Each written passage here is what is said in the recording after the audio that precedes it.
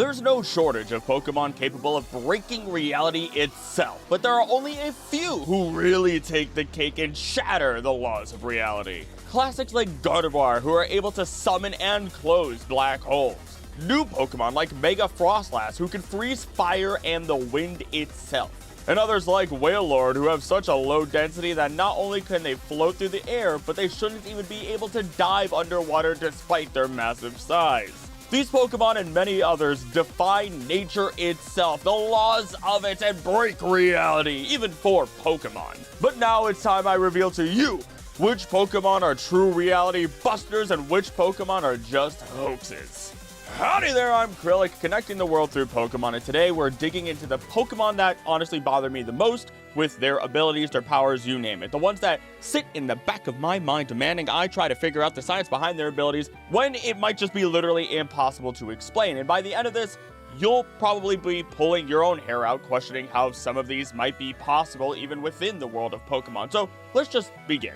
Magneton is an easy one for starters. The magnetic forces that hold the three Magnemite together are powerful enough to dry up all moisture and raise the temperature by 3.6 degrees Fahrenheit or 2 degrees Celsius within a radius of 3,300 feet or 1 kilometer. It can also be disruptive to electronic devices and induce earaches. Now this one, in part, might be true on first glance, but probably not for the reason you might think. As it turns out, the evaporation rate of water increases when you slam down a magnetic field near it. But normally a magnetic field isn't going to actually evaporate anything because it isn't generating any heat as part of the process. But for some reason, Magneton's magnetic field breaks the barrier and adds heat into our equation to evaporate water. And then you're like, oh, Krillic, it could be releasing heat through the magnetic field. And no, proper magnetic fields don't actually release heat unless they're interacting with conductive or magnetic materials. So then, now that we're at this part, throughout this video, I'm gonna try to figure out how some of these could actually not break reality and just be hoaxes. And there's only one way that this actually works, as Magneton has broken the code that neither Magnemite nor Magnezone could do entirely on their own, and that is by being magnetic with itself. Each individual of this little group of Magneton can separate from each other, and even if they can't, then we know that they can all individually release energy, magnetic or otherwise, and considering they are all made of metal, then they are using their magnets to cause reactions between each other and their magnets.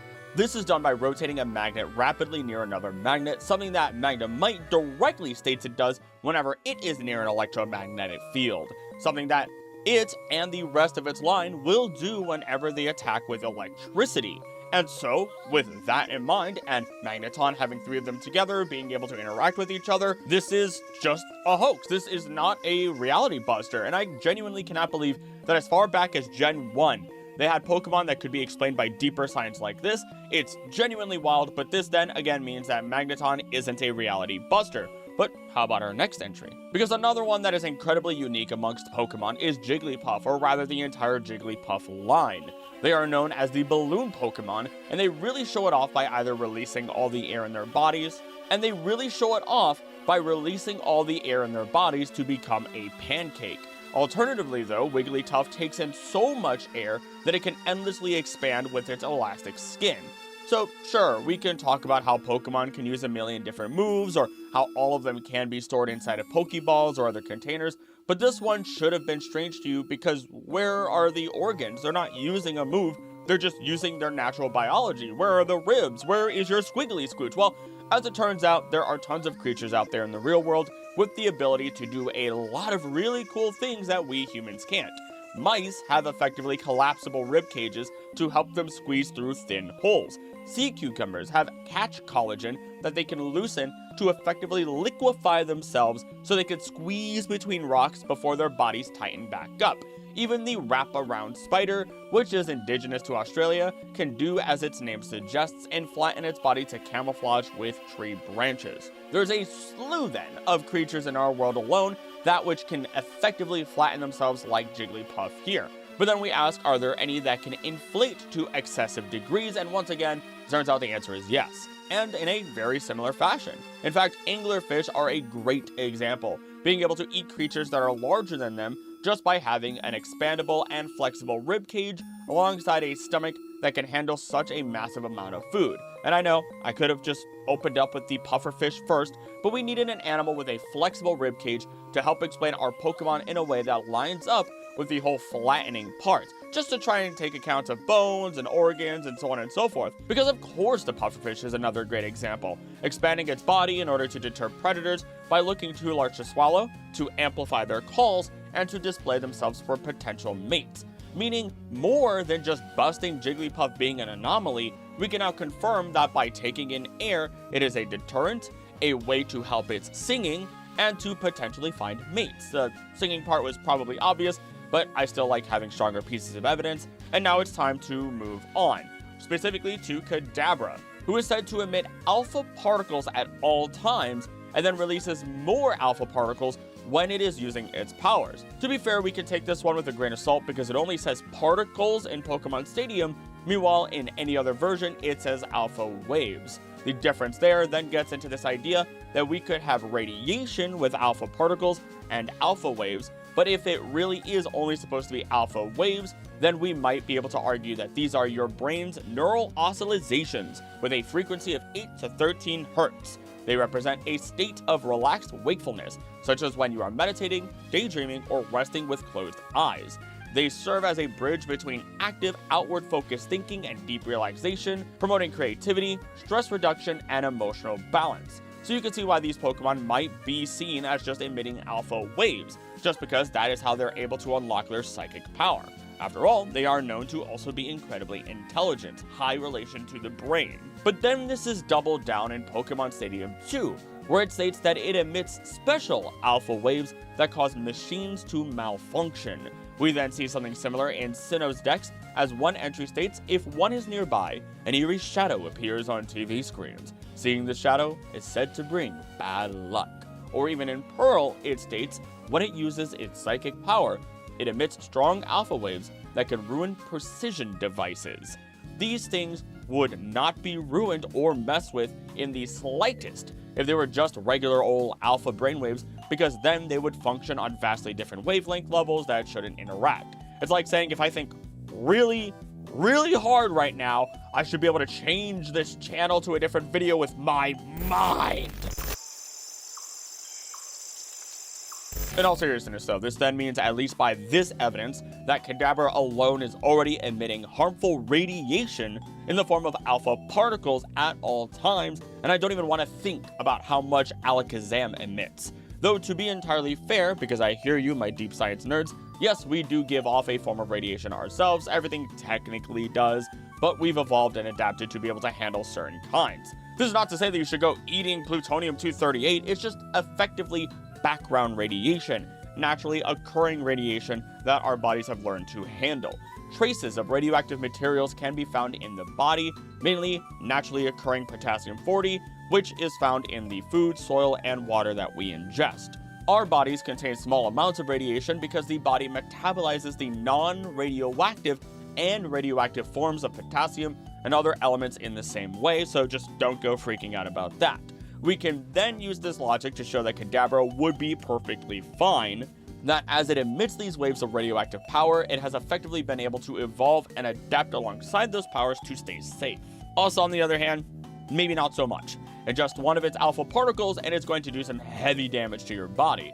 So this is another one kind of busted, really, because maybe all it takes is for these Pokemon to take the naturally occurring alpha particles in their bodies and weaponize them to do something with it. And if it is truly natural, and even from these same sources we experience regularly, then maybe that would explain why they aren't a danger to us and Sabrina hasn't contracted stage 4 cancer. Consider this one busted.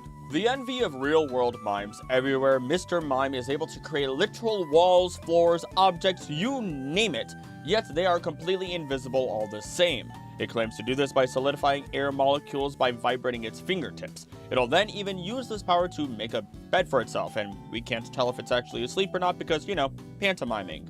There's a ton of problems with this. The first of which being that if air is solidified, it will rapidly absorb heat and revert back to its gaseous state. Think of just nitrogen, for example. It can be used to freeze things, and let me tell you, I know firsthand since I have made ice cream with it in college. It is so cold in its liquid form that even while wearing thermal gloves, the liquid barely tapped my finger and it started getting so cold, you'd think I was standing out in the snowy weather for a good 20 minutes without gloves. But nitrogen, again, quickly turns back into a gas just by being in a room temperature environment. Then you think of the rest of the gaseous elements that would like to stay as a gas, and you realize how strange it is that Mr. Mime manages this in the first place, let alone without a strong visual gaseous reaction. In addition, vibrating air. Really? That's what we're saying it is? Like, don't get me wrong.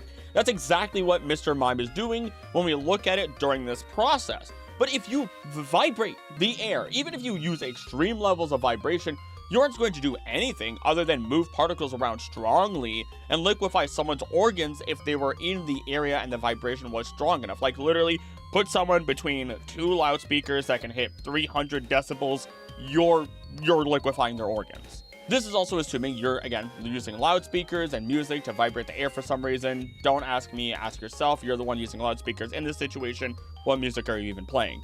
Legitimately, I don't even know what to say here. Mr. Mime does not follow the laws of reality at all, breaks physics, and spits in our face all the same, and then throws an invisible wall up so we can't spit back in its face. So, say hello to the first Pokemon that defies the laws of reality and is a reality buster. Ditto is our next in line, a Pokemon that breaks so many different rules that it's actually just a bit absurd. But before we continue, I just want to say thank you for watching.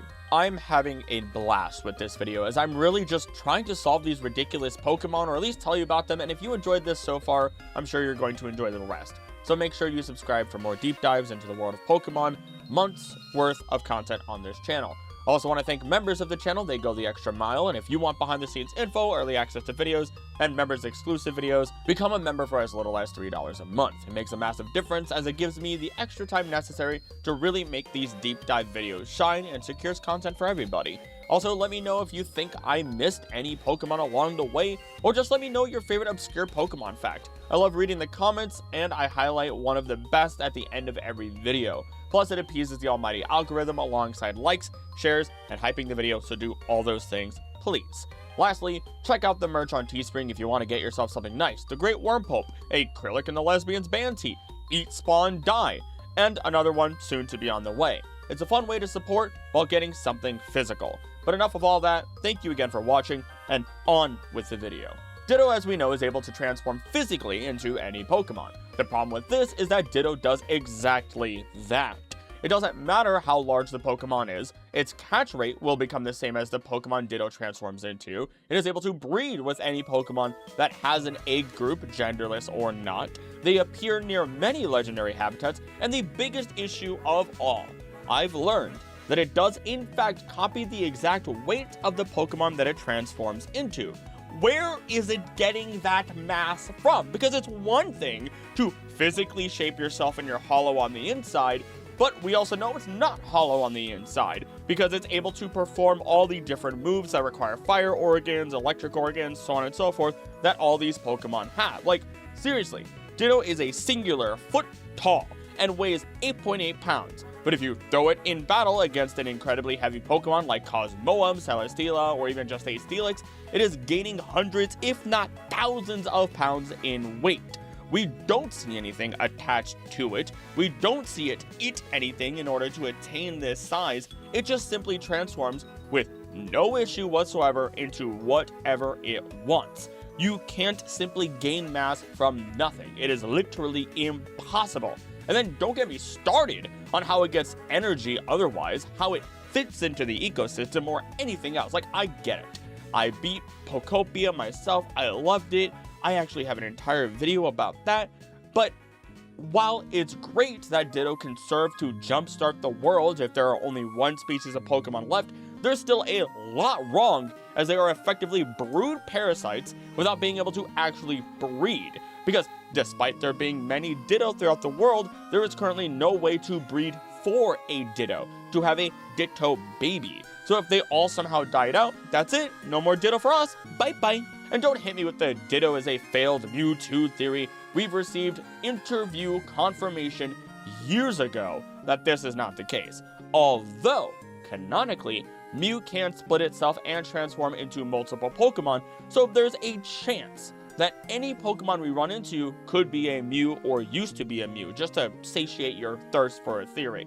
This would also then explain why Mew is the new species Pokemon, because it splits and one of its clones just decides to become a new species, staying that way forever as it helps bring their population into existence. But I digress from Mew. Ditto always has been and always will be a beloved anomaly, and there's nothing more for me to say than this. Ditto truly does break reality. Porygon simply defies reality by being a creature that is composed of digital material but can also exist physically in the real world. To my understanding, information can be moved via light particles, photons, and that's technically the overly simplified way that I can explain how you're watching this video right now as well.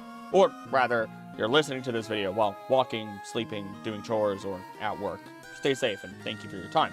Nevertheless though, to have Porygon exist in the digital world and in real life is one thing, because you could just have a hologram and we'd be fine. But Porygon is a tried and true physical Pokemon with a weight, 80.5 pounds or 36.5 kilograms to be exact, which weighs more than my German Shepherd.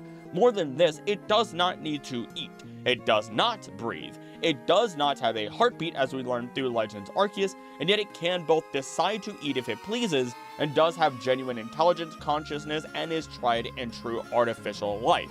Also, I think this is the only Pokemon that we are confirmed to not have a heartbeat.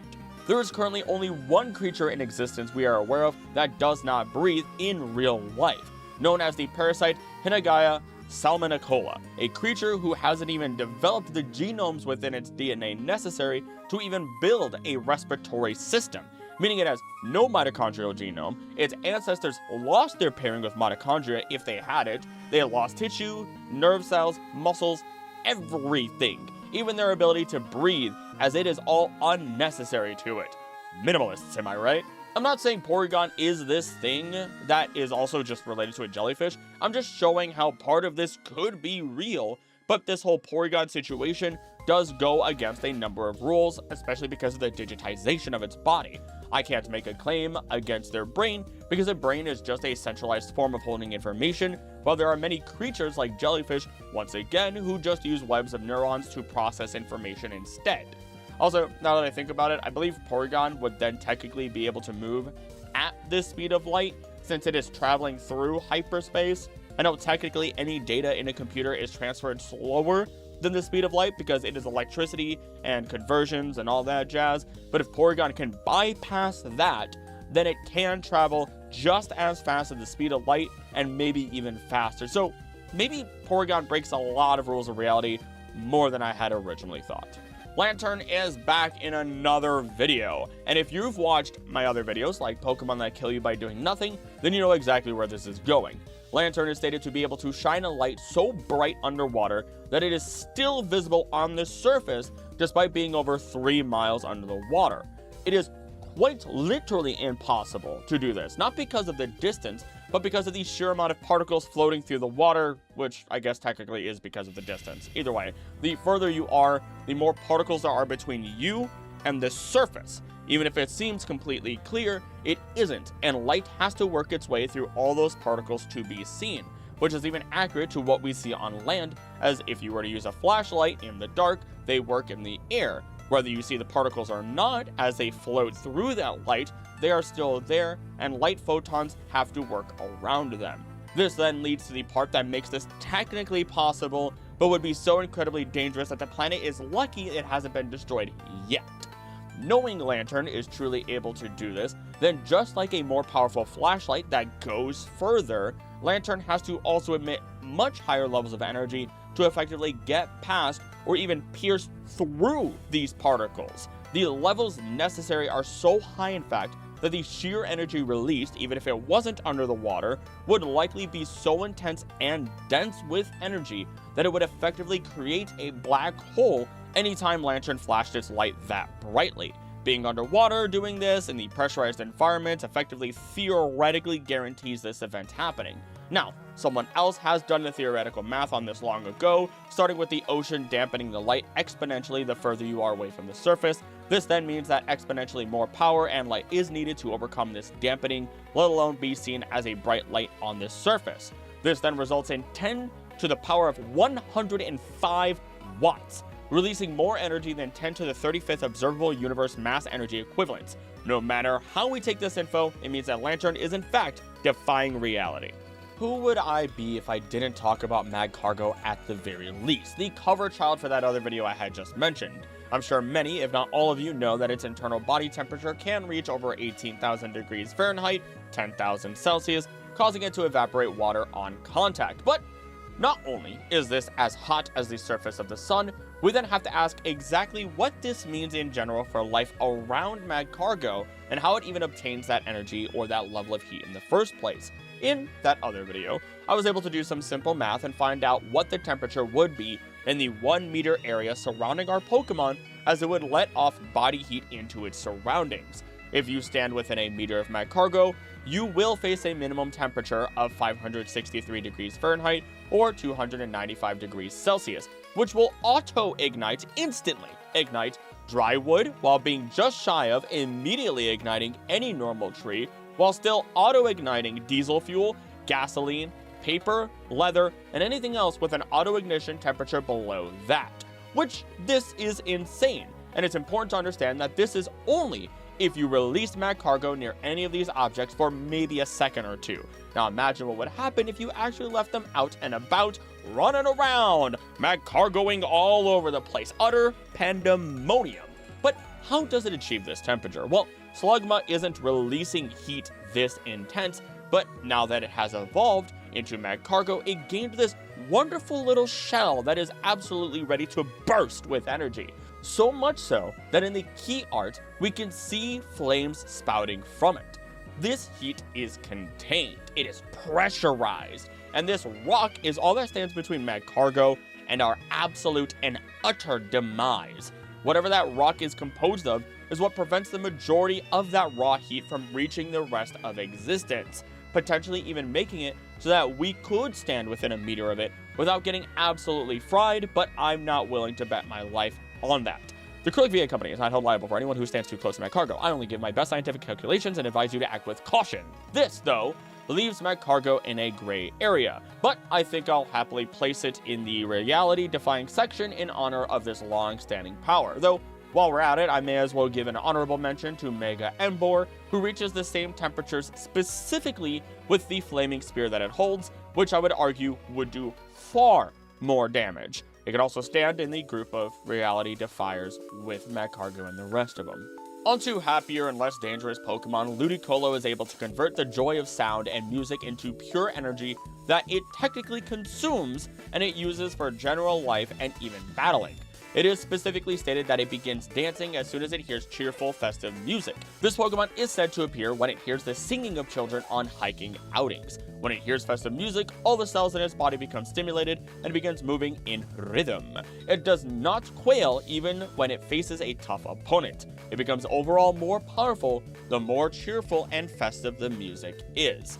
Get some Loudred on the scene. Play the loudest, most cheerful music, and watch Ludicolo solo Arceus as it gets confused about the breakdancing pineapple that moves faster than light as it whoops Arceus's ass to the hamster dance song. Like, that would be legitimately how a literal god being exposed to max volume hamster dance and just sweating in fear. It's just Ultra Instinct Shaggy all over again, but with a greater soundtrack range. Now, of course, sound and music is powerful in the lives of us as humans and can even have an effect on some animals. But this is a whole different level of power that literally converts happiness into literal energy rather than tricking the body into doing so or just doing so to a limit. Ludicolo literally gets stronger, and there's no scientific explanation here. It is a reality buster. Another classic and subject of the thumbnail is Gardevoir. People make jokes all the time about how it can just create a black hole. It even made one, and Professor Oak flew into it in one of his little showings of Gardevoir to really show us that it doesn't have to do this when its trainer's life is in danger. It can just do this at any time.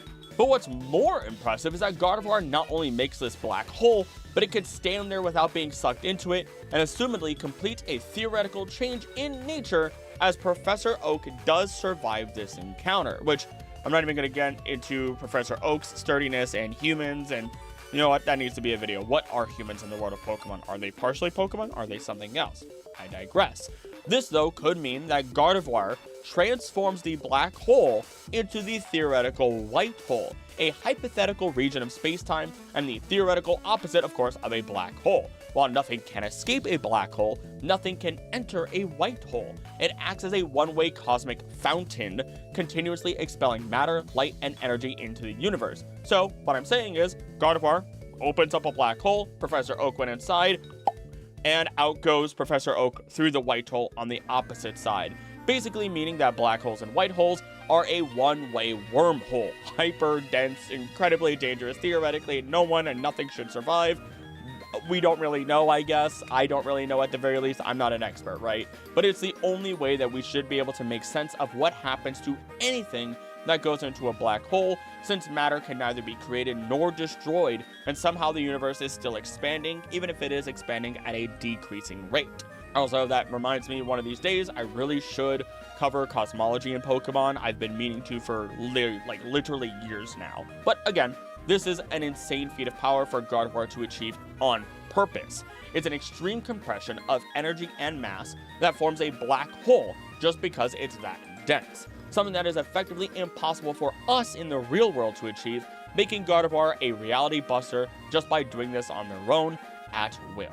Surprisingly, Swalot also breaks the rules of even our scientific capabilities, not just nature itself. It is nothing more than a giant stomach capable of consuming literally anything in the entire world, with the exception to its own stomach.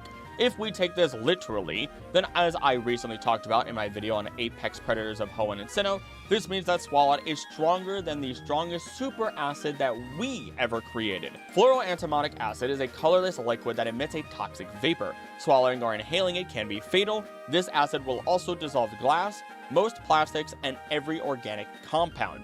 It even reacts explosively with water. The only thing it can't eat through is Teflon. You know, that other toxic thing that has been in our kitchen since about 1954, starting in France specifically. So, by all means, Swalot has a super duper acid that not only dissolves literally anything we've ever known, but Swalot also has a stomach that is coated with just the right level of alkalinic mucus that prevents it from digesting itself. Also meaning that it creates the most alkaline substance in existence as well, which has to be a different composition altogether, since cesium hydroxide, the strongest alkali or soluble base in the world to counter acids, is the most reactive and easily separates into water to release hydroxide ions. If we take it a step further, orthodiethylbenzene, oh my god, I said that right, orthodiethylbenzene, dianon, wow, okay, is flat out the strongest base apparently, and that is only said to exist in the gas phase under highly controlled vacuum conditions. It is the literal strongest super base. It's like some anime villain that is so powerful it can't even have a solid or liquid form due to its composition, basically saying, nah, I don't like being in this formation of molecules, I'd rather react. Meaning it will do more than just borrow protons from other molecules, it will just grab them and rip it away from them, from stable molecules even, just so it can rip itself apart and stabilize as different molecules that it would rather be. God, I love this shit so much. Like, this is what I do my research for. This is why I use Pokemon as my medium to learn and help other people learn things, because this is just wild. But anywho, theoretically, Swalot is able to have the strongest acid and strongest base under its thumb without any issue whatsoever. So maybe this is just another reason why Belch is its final move. It's gotta be incredibly deadly considering all of this capability, all this info that it has going on for it. Wailord is called the float whale Pokemon, something that isn't really talked about all that much these days, and when we look at its density, it theoretically shouldn't even be able to swim, but rather it would be able to float in the air. Density is mass divided by volume, and in this case we have to use kilograms, with Wailord being 398.0 kilograms with a height of 14.5 meters, which is actually its length. We're also just going to simplify Wailord to be a cylinder. meaning if we assume the radius of a Wailord is roughly 3.5 Brocks tall, based on at least this image from an episode having a Wailord of a time, with Brock being 170 centimeters tall, this translates to 595 centimeters or 5.95 meters. That's roughly 18 feet, even though we can't use feet for this calculation. This, though, gives Wailord a volume of roughly 1,612.7 meters cubed. Divide 398.0 kilograms by that number, we get a density of 0.25 kilograms per meter cubed, while air at standard sea level is 1.2250 kilograms per meter cubed, meaning that Wailord is genuinely less dense than air itself by a large margin and could absolutely float on air. This would also mean that Wailord would need to use a considerable amount of force to even stay underwater in the first place, as it has a density lower than water too. So yeah, pretty big reality buster right there. Another Pokemon that acts like a black hole, its Ruby entry even stating, Dusclops' body is completely hollow, there is nothing at all inside. It is said that its body is like a black hole. It will absorb anything into its body, but nothing will ever come back out, which it's wild that this is even a thing because it's not a hyper-dense Pokemon, and we at least know nothing comes back out, so what happens to anything that does go in? Does it just cease to exist? Because if it was absorbed by Dusclops, then its weight would increase, but it doesn't. There's legitimately no explanation, at least not on the surface, again, unless it does come out, goodness knows where, through a white hole. The only other potential explanation I have is by looking at the entire line, we find that Duskull eats children's souls, Dusclops eats everything, and Dusknoir comes into existence after Dusclops consumes the Reaper Cloth, a piece of cloth imbued with so much spiritual energy that it fulfills Dusclops' needs and allows it to evolve. Now it ferries souls to the afterlife, or it flat out still eats them. We have no 100% confirmation, and the dex flip-flops between both explanations all the time, so, you know, that's great. So unless the afterlife is full of junk thanks to Dusclops absorbing a Dollar General store and sending it to heaven, this is just a reality buster Pokemon. Onto a simple one that could be explained just because wishes do exist within Pokemon, we have Bagon, a little guy who looks like a freshly born bird with a bike helmet on its head that jumps off of cliffs trying to gain the ability to fly.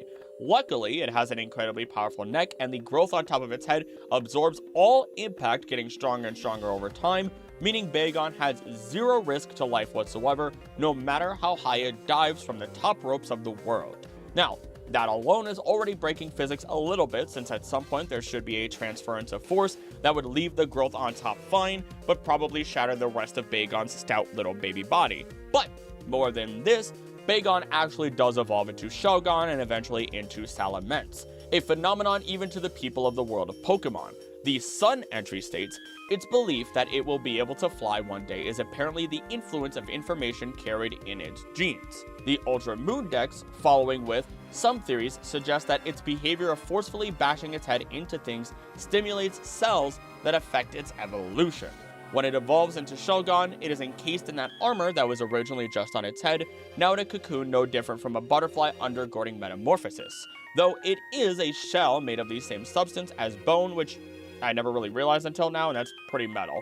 And finally, though, it does evolve, and the shell just peels off, which kind of makes me think of peeling open an orange and a baby Salamence is just staring me in the eyes. But the Ruby Dex for Salamence states, Salamence came about as a result of a strong, long-held dream of growing wings.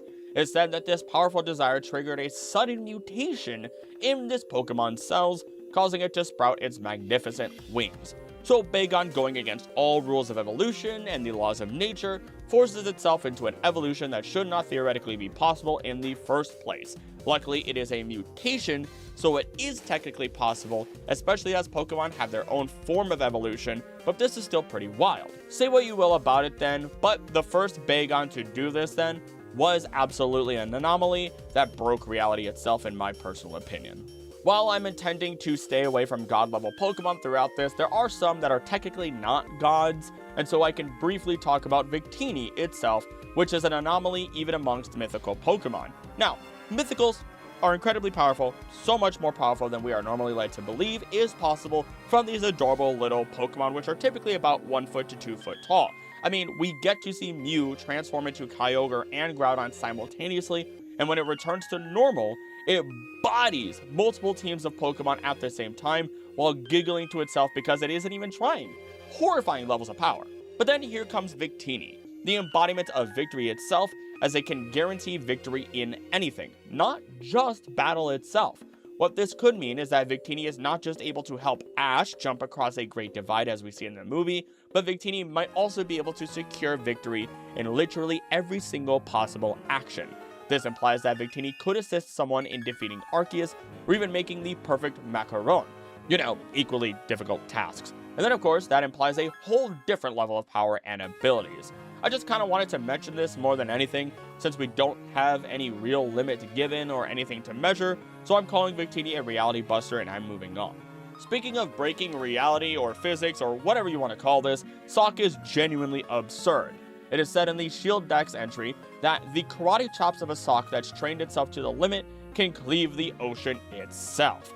Do you realize just how much power that is? Like, I get that it's an old meme, but think back to the how many slaps before a chicken is cooked meme. By theoretical science, this is possible, because force is transferred on impact, and that force is effectively a transfer of energy, which can cook something in the non-traditional sense.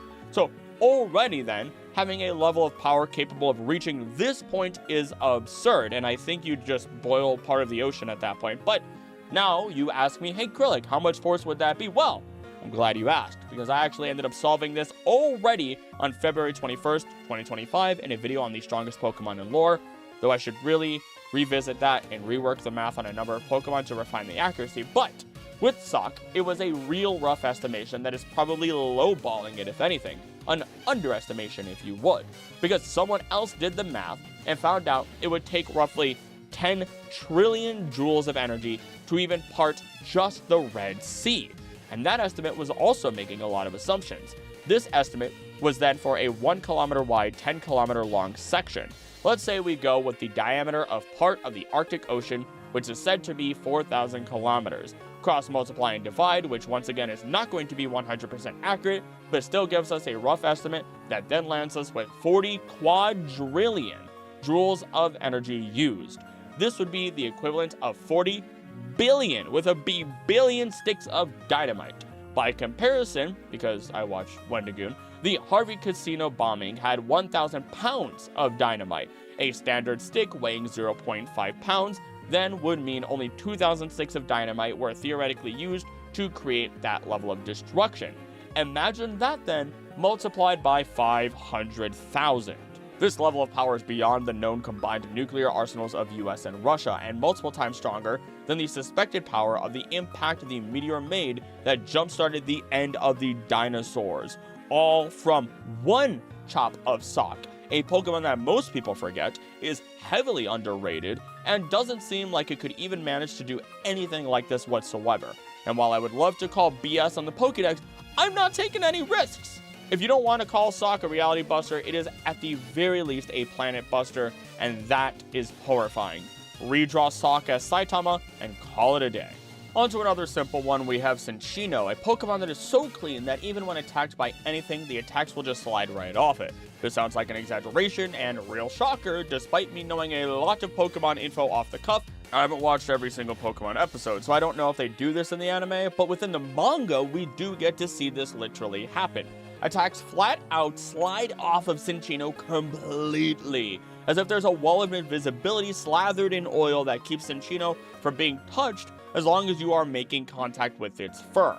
I genuinely don't have any idea how to make sense of this whatsoever. Maybe if there's air and water perfectly trapped as a form of layer surface on top of a Cinccino, which would help it stay clean, which, as it turns out, again, it is actually coated in oil, so that's probably exactly what's going on. Like, an incredibly well-layered bit of oil overall. But that shouldn't repel a fist moving with the force of a dump truck.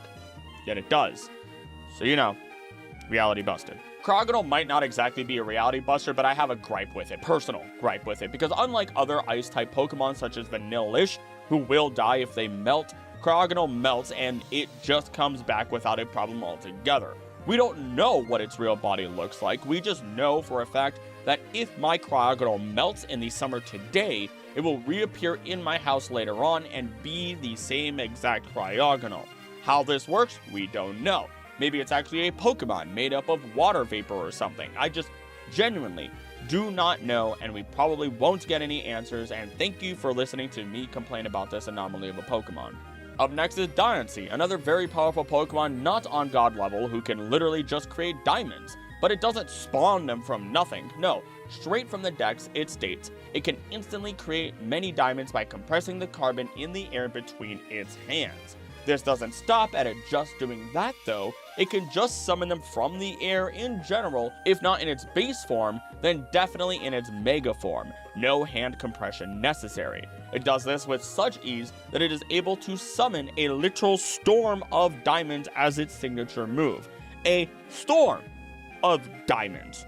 Ridiculous. To put this into perspective, diamonds begin to form at about 725,000 pounds per square inch of pressure and temperatures between 2,000 and 2,200 degrees Fahrenheit.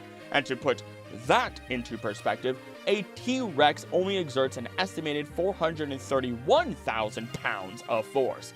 Apparently, according to one source, that's the weight force of 3 cars, but I'm not really sure what cars or how they got to that estimate, but it's kind of funny to at least imagine that. Now that I think about it, Diancie is out here with stronger compression force than one of those like hand grippy things that have all the different animals on it for you to like increase your grip strength. Like they literally have multiple levels, and the highest I've seen is Gorilla. We now need like the highest level to be Diancie. Also, this isn't just pressure, it is heat, like I stated earlier, which is wild from those little Muppet hands that it has. No explanation, just incredible power. I'll call it a reality buster just for the heck of it. Solgaleo and Lunala are technically not god-level Pokemon, especially as there are in lore many of them throughout history. Ultra Necrozma would be an entirely different story, but as far as this duo goes, they are both able to infinitely generate energy with no limit whatsoever. Solgaleo generates an infinite amount of sunlight, meanwhile Lunala is even more of a phenomenon or Pokemon that breaks physics itself and generates an infinite amount of moonlight. While moonlight in the real world is a reflection of sunlight off of the moon and not its own thing, moonlight in the world of Pokemon is its own entire form of energy altogether. So, not only are they breaking physics by creating energy and doing it ad infinitum, but Lunala creates something that theoretically should not exist, but does in their world, so weird situation, right? But you know what? While I'm at it, let's throw an Eternatus early into this section too, because that's all it does as well. No idea how, since once it restores its complete form as Eternatus, it can release an infinite amount of energy altogether. So it takes in a little bit of energy, enters its full form, releases an infinite amount of energy. Doesn't make any sense at all. All 3 of these guys are reality busters. Guzzlord doesn't poop, which wouldn't be that big of a deal considering there are many creatures that don't poop, but they still expel some sort of waste or do not eat at all. But in the case of Guzzlord, its body is so absolutely efficient that it is able to eat literally anything at all, and it is processed by its body, which again, I guess this is theoretically possible if an animal is literally designed and evolved to do exactly that, so it's not as big of a deal as it seems, and is actually pretty impressive instead. Also, before anyone comments it, there are many direct references to Pokemon pooping.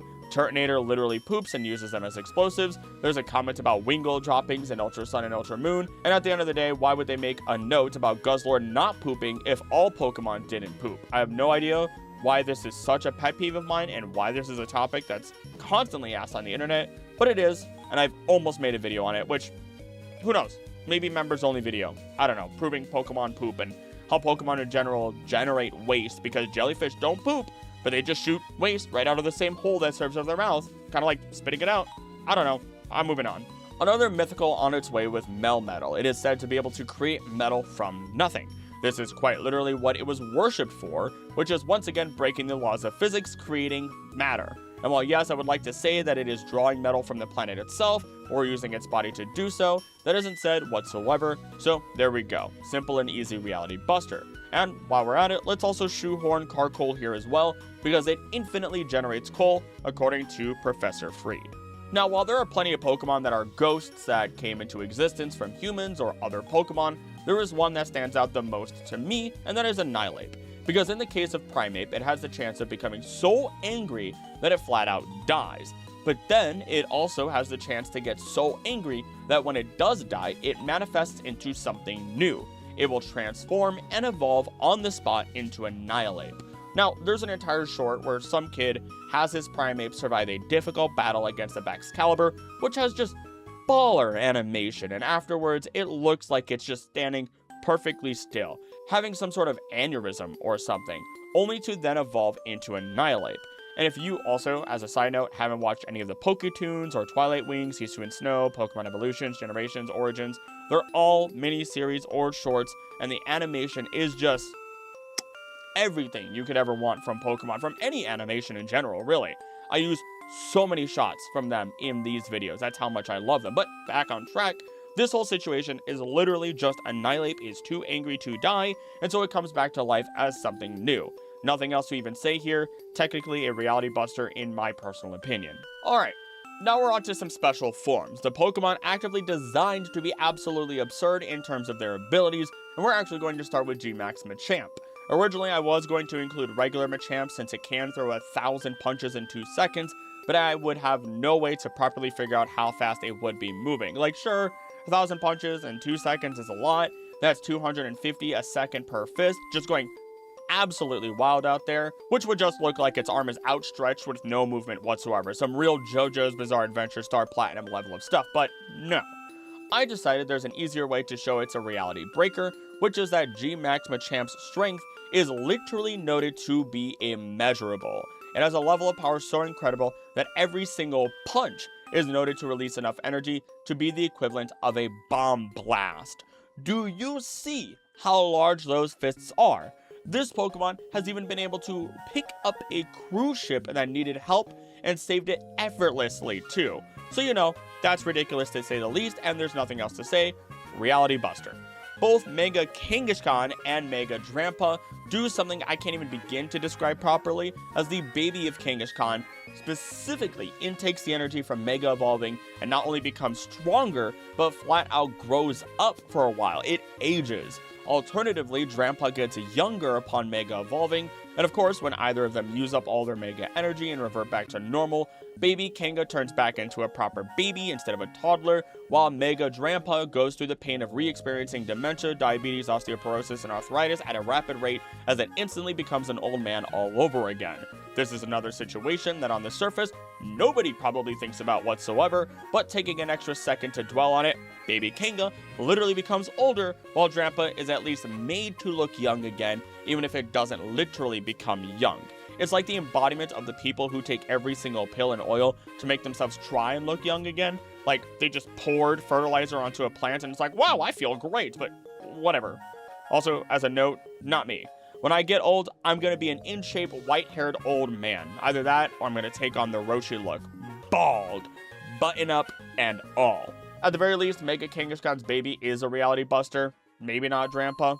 And we can move on. Now we're in our final 2 Pokemon, both of them being Legends ZA Megas, starting with Mega Meowstic. It can use its psychic power to compress or expand anything. It overwhelms foes by contorting space itself. This Pokemon, upon its fusion, has effectively achieved godhood in multiple myths, religions, and ideas.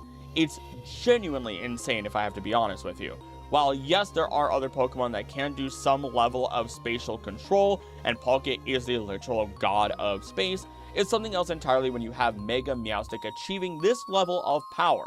But if you want to hear a full hour of dedicated deep dive information on Meowstic and Esper, I have a whole video dedicated to that. Easy reality breaker. And now, our finale. The Pokemon that was the inspiration and the final straw that made me make this video, Froslass. I would even argue that it is one of the greatest reality defiers in its normal and mega forms. For starters, unlike any other Pokemon, Froslass in its base form has the capacity to not only freeze a person or Pokemon, but to also freeze their soul, which is their favorite meal, by the way. It has the capacity to freeze something that is intangible, at least in our world, but does exist on some metaphysical level that can be influenced by Pokemon and people directly. But it gets worse, so hold on to your butts, because the dex entry for Mega Froslass states this Pokemon can use eerie cold air imbued with ghost energy to freeze even insubstantial things, such as flames or the wind. I I am baffled by this. Genuinely no idea how to even judge this one. As the deck states, these are insubstantial things. This was an on-purpose decision. Fire is just the release of energy through a combustion. Wind is the shifting of hot and cold, of high and low pressure throughout the world, thanks to the sun and so much more. And yet Mega Froslass can literally and completely freeze these things. And who knows what else at this point, because again, it is freezing energy processes. It makes you wonder if it could freeze anything else, but I can't even begin to imagine what it would be that would be more impressive than fire and wind. More fire than anything. So yeah, massive reality breaker. But with that then, we have completely covered every Pokemon that I know of that breaks reality itself. If I missed any, let me know in the comments. There's a lot out there, and maybe I missed something. I'm one person, and there's 1,025 Pokemon. I also love reading the comments, plus they appease the mighty algorithm alongside likes, shares, and hyping the video. I also want to thank members of the channel who you see on screen right now. They make a massive difference as they help ensure I can take the time necessary to make quality videos every single time.